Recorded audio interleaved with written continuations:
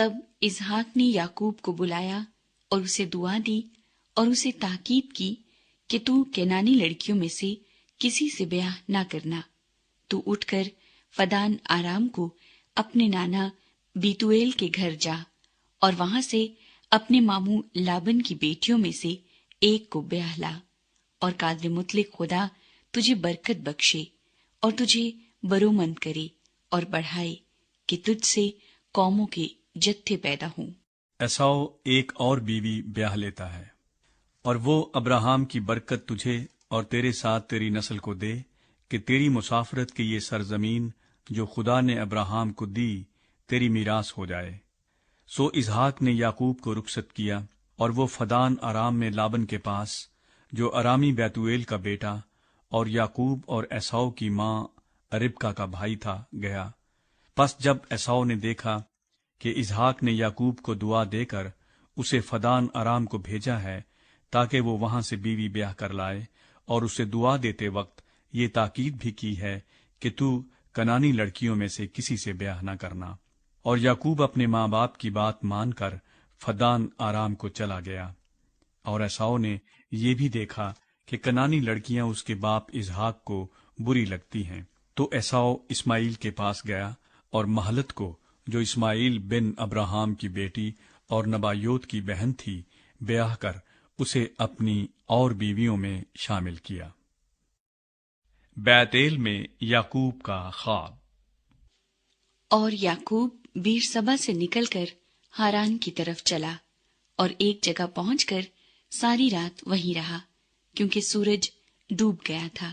اور اس نے اس جگہ کے پتھروں میں سے ایک اٹھا کر اپنے سرہانے دھر لیا، اور اسی جگہ سونے کو لیٹ گیا۔ اور خواب میں کیا دیکھتا ہے کہ ایک سیڑھی زمین پر کھڑی ہے، اور اس کا سرا آسمان تک پہنچا ہوا ہے، اور خدا کے فرشتے اس پر سے چڑھتے اترتے ہیں، اور خداوند اس کے اوپر کھڑا کہہ رہا ہے کہ میں خداوند تیرے باپ ابراہم کا خدا اور اسحاق کا خدا ہوں۔ میں یہ زمین جس پر تو لیٹا ہے تجھے اور تیری نسل کو دوں گا، اور تیری نسل زمین کی گرد کے ذروں کی مانند ہوگی، اور تو مشرق اور مغرب اور شمال اور جنوب میں پھیل جائے گا، اور زمین کے سب قبیلے تیرے اور تیری نسل کے وسیلے سے برکت پائیں گے۔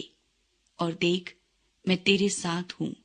اور ہر جگہ جہاں کہیں تو جائے تیری حفاظت کروں گا، اور تجھ کو اس ملک میں پھر لاؤں گا، اور جو میں نے تجھ سے کہا ہے جب تک اسے پورا نہ کر لوں تجھے نہیں چھوڑوں گا۔ تب یعقوب جاگ اٹھا اور کہنے لگا کہ یقیناً خداوند اس جگہ ہے، اور مجھے معلوم نہ تھا۔ اور اس نے ڈر کر کہا، یہ کیسی بھیانک جگہ ہے، سو یہ خدا کے گھر اور آسمان کے آستانے کے سوا اور کچھ نہ ہوگا۔ اور یعقوب صبح سویرے اٹھا اور اس پتھر کو جسے اس نے اپنے سرہانے دھرا تھا لے کر ستون کی طرح کھڑا کیا، اور اس کے سرے پر تیل ڈالا، اور اس جگہ کا نام بیتیل رکھا، لیکن پہلے اس بستی کا نام لوز تھا۔ اور یعقوب نے منت مانی اور کہا کہ اگر خدا میرے ساتھ رہے اور جو سفر میں کر رہا ہوں اس میں میری حفاظت کرے، اور مجھے کھانے کو روٹی اور پہننے کو کپڑا دیتا رہے، اور میں اپنے باپ کے گھر سلامت لوٹ آؤں، تو خداوند میرا خدا ہوگا، اور یہ پتھر جو میں نے ستون سا کھڑا کیا ہے خدا کا گھر ہوگا، اور جو کچھ تو مجھے دے اس کا 10واں حصہ ضرور ہی تجھے دیا کروں گا۔ یعقوب لابن